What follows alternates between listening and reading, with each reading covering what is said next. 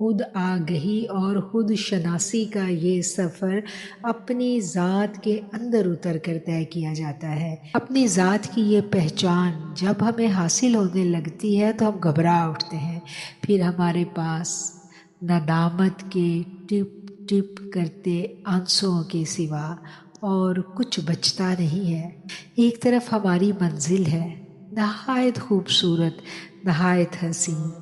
ایک طرف ہمارا رہبر و رہنما ہے، رحمت للعالمین، حسین و جمیل، اتنا حسین کہ اس جیسا حسین آج تک کبھی کسی ماں نے جنا ہی نہیں۔ وہ حسین و جمیل ہمارا رہبر و رہنما، ہمارے آقا،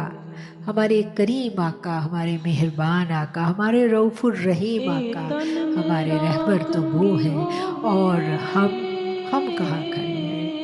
یہی باتیں ہمیں نادم کر دیتی ہیں، یہی کیفیات، یہی ندامت ہمیں صوفیہ کرام کی شاعری میں بھی نظر آتی ہیں۔ ان کی دلی کیفیت، ان کے آنسو، ان کی سسکیاں، ان کے جذبات شعروں کی صورت میں ڈھل کر زمانے کی فضاؤں میں بکھر جاتے ہیں۔ پھر ہر زمانے میں آنے والے لوگ ان اشعار کو سنتے ہیں، پڑھنے والے ان اشعار کو پڑھتے ہیں، گانے والے ان اشعار کو گاتے ہیں، اور سننے والے ان پر سر دھنتے ہیں۔ ایسی ہی ایک آواز، ایک خوبصورت کلام، ایسے ہی خوبصورت لمحات میں آنسوؤں سے لکھے ہوئے یہ اشعار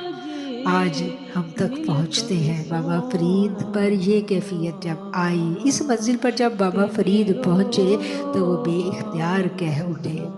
سانوں کو جی ویخ نہ چھڑوے، تو سنبھلے آندے ہتھ لجوے، تساں بھلے آندے ہتھ لجوے، تساں بھلے آندے ہتھ لجوے، تواڈے نانوں چومدے لب وے، آقا تواڈے نانوں چومدے لب وے،